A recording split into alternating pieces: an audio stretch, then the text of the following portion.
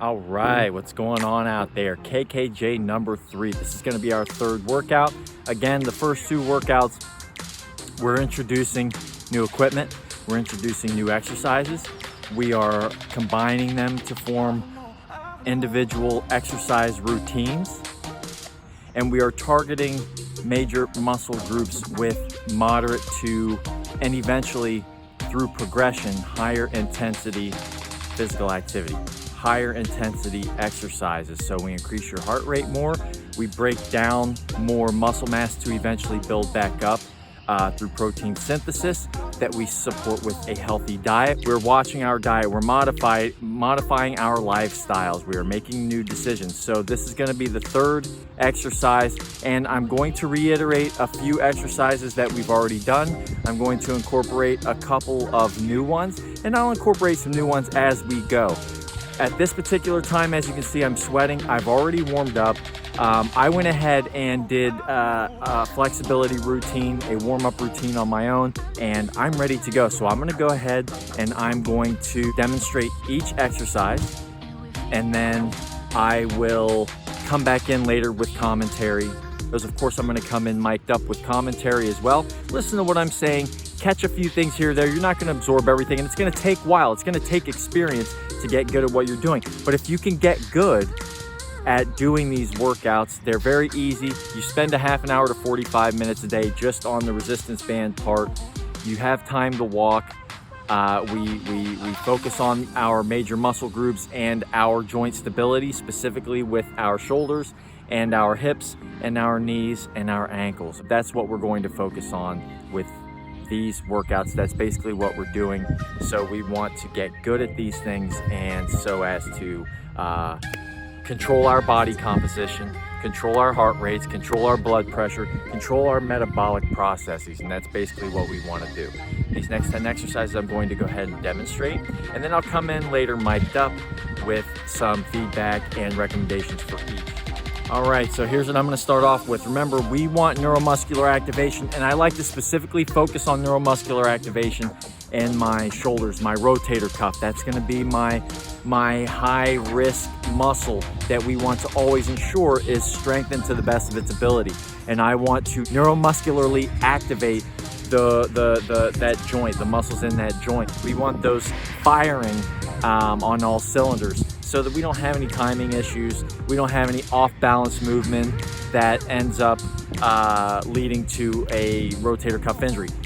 We're going to neuromuscularly activate the shoulders, the hips, and the knees, and the torso. So we're going to do a core neuromuscular activation, and then I'm going to go ahead and go right into the resistance band shoulder flexion, extension, and abduction.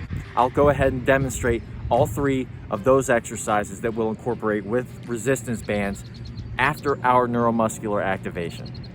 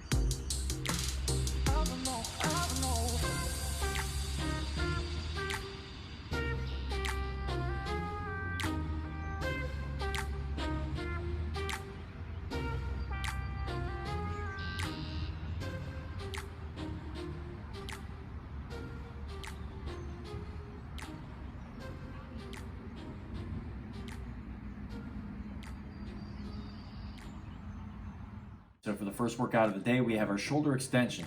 We're gonna anchor our resistance band to the soccer goal or whatever object you have. And I'm going to use one arm, one handle.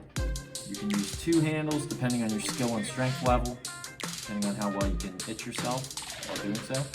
And you're just gonna pull straight to the rear. This is what you call an extension, rear extension of the shoulder. You can use one arm or you can use two. Now, during this time, what's gonna happen is when you extend like so, your body is being pulled forward. And so you have core muscles that are actually being activated right now that are assisting you in your balance and your core strength.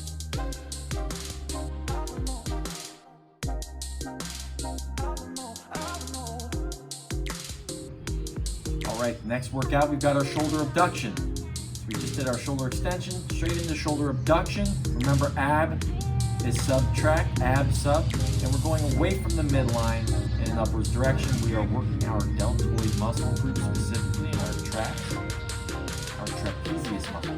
And so notice the band is anchored under both legs, under both feet. We're increasing our resistance by doing both. You can do one. Notice how the bands are uneven, so we want to make sure they're always even. I changed positions and then the bands became uneven, so we want to make sure that they're even.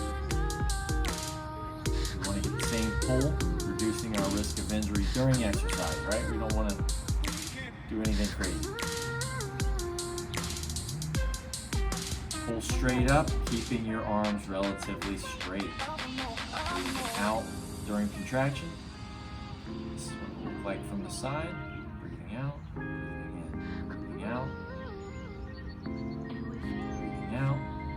If you're shorter, or if you slightly bend your knees, you can reduce the amount of resistance on that band. You can do all kinds of tricks to that band to get it to the proper resistance. Again, this one's a one-leg version. This is an easier version, so you're reducing the amount of resistance on the band, making it a little easier.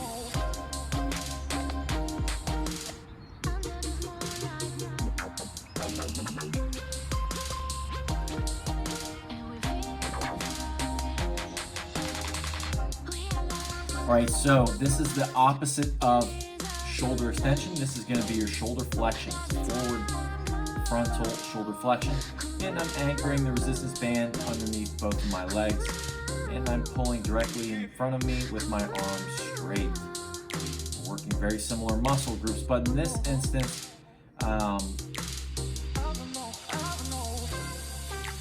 depending on the direction, we're going to have a lot of different muscle groups. I'm not going to sit here and name all of them and confuse you or anything, but if you have questions about which ones that are directly affected, some of the smaller ones, this is a side view. I'm going to pick up the pace, do them a little faster. You can do them at your own pace.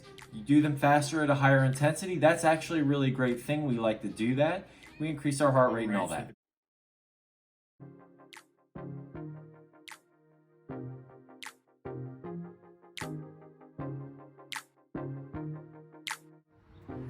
All right, so at the beginning of the workout, again, we did our neuromuscular activation and targeted our shoulders. And then we started right into our routine with 3 shoulder workouts. Your shoulder extension, your shoulder abduction, and your shoulder flexion.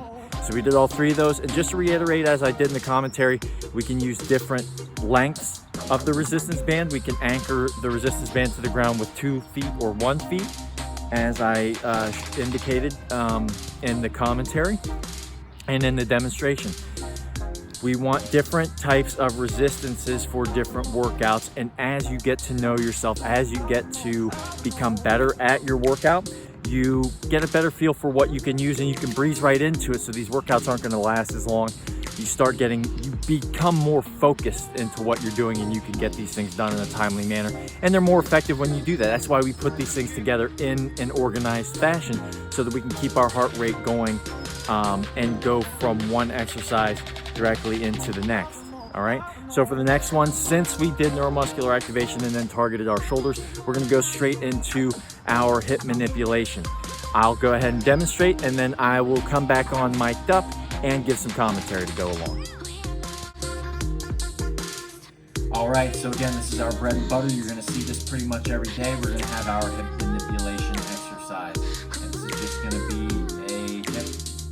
abduction with knee flexion. So my knee's flexing, my hip is abducting, and I need to maintain balance. And now we'll switch. I actually didn't have the right shoes on today. These things don't have any lateral support. So as you can see, if you don't have the proper equipment, especially the shoes are very important for me because my workouts are more intense. But you end up rolling your ankle or something crazy like that. But anyway, as you can see, we got a little rain. We want to make sure that we maintain our balance. We're not sliding around. We have some of that fake turf stuff on the surface is going to be very important as well. All right, so now we go from our hip abduction to hip extension, maintaining our balance, right?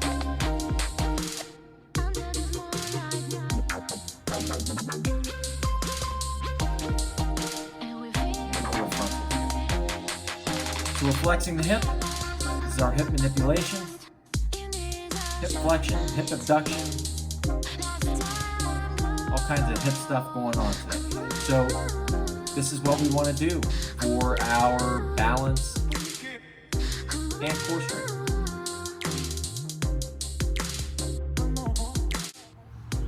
All right, and for the next workout, we're going to have standing resistance band rows. Basically, I'm going to anchor the resistance bands underneath both feet from the standing position. I'm going to cross the resistance bands, you'll see as I demonstrate, and I'm going to do a pull, kind of like a row machine. If I'll demonstrate, but you're going back like such, it's going to be another transverse movement. It's going to be another movement to target your trapezius as well as your rhomboids. So again, we're going to target these postural muscles. While we're doing these, as I demonstrate, I'm going to try to maintain a good posture, right? Upright, chin slightly tucked, but neck back and up and erect. My entire body, my lumbar, my cervical area, it's all erect. You'll see me doing these standing resistance band rows with good posture. That's what this is designed for, not necessarily strength of the major muscle groups, rather strength of those smaller postural muscles that we tend to neglect over age and inactivity. So I'll go ahead and demonstrate and then come back in later on mic'd up for commentary. All right, so now we have our standing resistance band vertical row. All right, so what I'm going to do is anchor the resistance band under both feet, and I'm going to cross the resistance bands as you can see, and I'm going to do an upwards row or an upwards pull, and I'm targeting those rhomboid muscles, those muscles that are responsible for the retraction of the scapula, but also the upward pulling muscles that we worked out earlier, like the deltoid, which is the top outer part of the shoulder, as well as the trapezius muscle, which is the muscle that connects the neck to the upper back.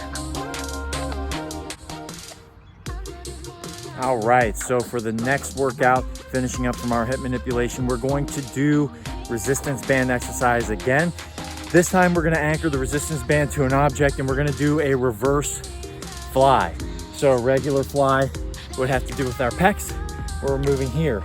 From here, the starting to here, that's a fly, right? We're going to do a reverse fly. So we're going to go from here or here back, and we're going to target those rhomboid muscles that we did from KKJ workout number 1, where we did the transverse pull, and we're pinching our shoulder blades behind. Those are our postural muscles that deactivate over time as we don't use them, as we develop poor posture. Those muscles stop firing, they get old, they degenerate, they're weak, and we want to strengthen those. We want to reduce our injury. For those of us with chronic neck injuries, chronic thoracic and cervical spinal issues, we want to focus on these things. We want to keep those muscles nice and strengthened because the vertebrae is the largest joint in our body, and we must protect it at all costs. All right, we've got steady rain, reverse shoulder flies. All right, resistance band anchored to the pole, and I'm pulling straight back. It's a reverse fly from what we did during one of the first workouts, as I mentioned. Arms relatively straight, and we are retracting the scapula. We want our chin up, tucked slightly, erected. My knees are slightly bent. I like to do that. That's the way I like the basic warrior stance. I don't like my knees locked out or anything like that. I try to maintain my posture. Breathing out, and breathing in, breathing out.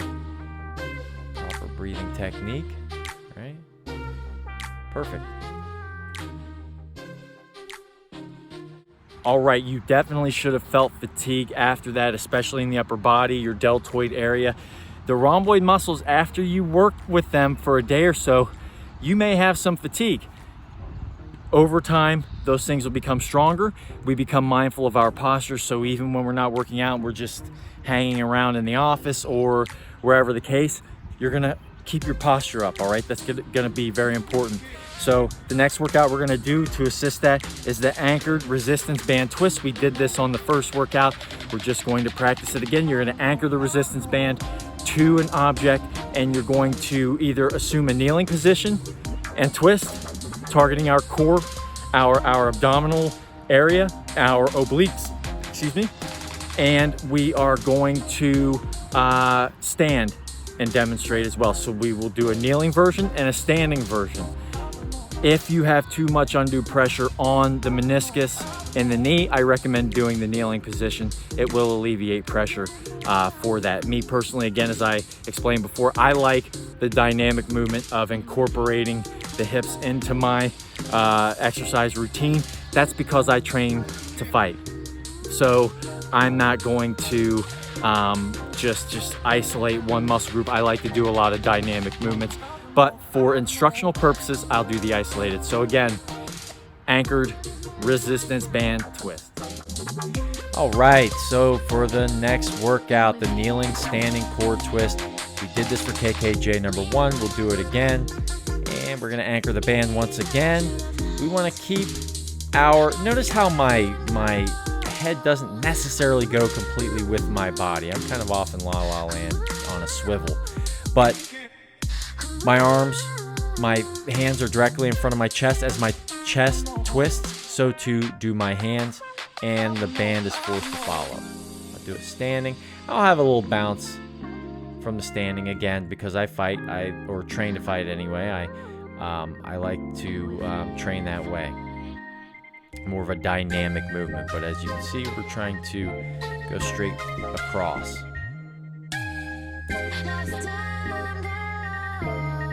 Changing positions into the kneeling again.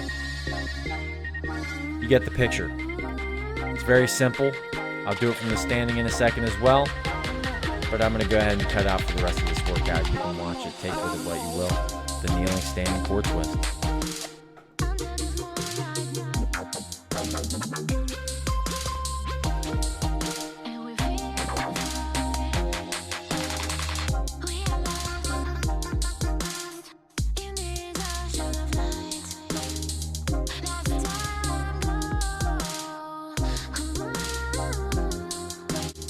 All right after that twist, we can just go ahead and roll over straight into push-ups or modified push-ups. I'm going to do modified push-ups, and then I'm going to turn at a different angle so you can see a different angle, and I'll probably do a regular set just for instructional purposes for me, because this is my workout for the day as well, or part of it anyway. So what I'm gonna do is approximately 10 assisted, anchored, meaning my knees are touching the ground, push-ups. I'll go ahead and demonstrate, and then I'll come back in later on mic'd up for commentary. All right, the modified push-ups. We're gonna do modified ones, as you can see. Legs crossed, you don't have to keep them crossed. Knees on the ground. Elbows tucked in. Activating the triceps. The deltoids. Rhomboids are being activated. Pectoralis major. I'll do regular pull-ups or push-ups. I'll do regular push-ups. Nice and easy. Good posture. Back straight. Finish up. All right, next on the list of exercises is the body weight squat, or a modified version using resistance bands. We've already done the body weight squat, and what you'll see me do is anchor resistance bands under both feet, get tension from the down position on the resistance band, and then assume the starting position and the up position, and that creates more tension on the resistance bands. I'll go ahead and demonstrate, and then I'll come back in later mic'd up for commentary. So for the final workout, we've got our body weight squats. All right, so for this one, self-explanatory, we've done these before. Weight on the heels.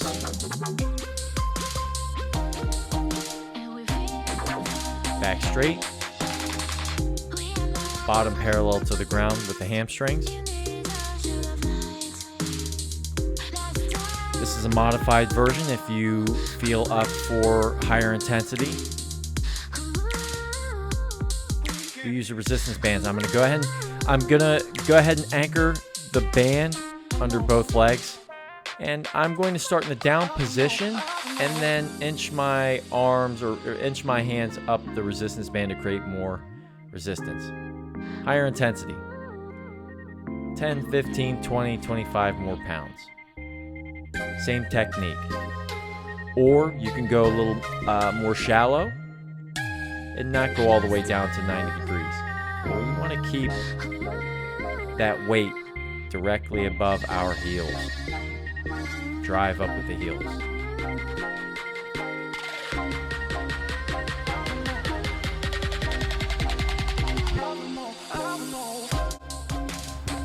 All right, and for the final workout today, we're gonna do those toe touches. We're gonna do those side crunches as demonstrated from KKJ1. I demonstrate here coming up, and then I'll go ahead and come in with commentary. We'll do modified versions if we're unable to do the regular toe touches. I'll go ahead and do them my way, but then you can modify them to the way that we showed you from KKJ1. If you need to revert back to the video, go back to the first workout, and I believe, if I'm not mistaken, we're going to be halfway through that workout. So you go halfway through the video, you'll find the toe touches. I'm demonstrating again. I'm gonna do them my way. You can do them yours. To modify them, I'll do the modified side crunches with the legs on the ground after I do them initially with the legs up, right? So we'll do that, and that'll do it for the day, and then we will cool down and do flexibility for 5 to 10 minutes to ensure we stretch and cool down. Drink our water, hydrate, think about what we're gonna do for the rest of the day after being successful, because what you've just done, especially for your age, is what most people do not do. They cannot do it because they choose not to, and we're not choosing this path anymore. So do those toe touches, get it in, and God bless. All right, on to our ab toe touches and side crunches. I showed you a modified version for KKJ number 1. And we can use the modified version for today's workout if you can't do the normal toe touch. Notice my legs are about 3/4 of the way bent. They're not fully extended. I like to alleviate pressure from my back. That's just what I like to do. My back generally feels good. I like to keep it that way. But if you really want to reduce your risk of injury of your back, your lower back, you do the modified version. You'll see after a set of 20, I'll go ahead and switch. I would do a set of 10. We'll do 3 sets of 10 of these. Switching directly to the side crunches. Switch to the side crunch, you're gonna keep your feet in the air if you're able to. If you have the stamina, you've got the strength. If not, the modified version would be to lay on your side, as such. And legs can remain on the ground, and you do a simple squat. They can remain on the ground, and you can continue your side crunch.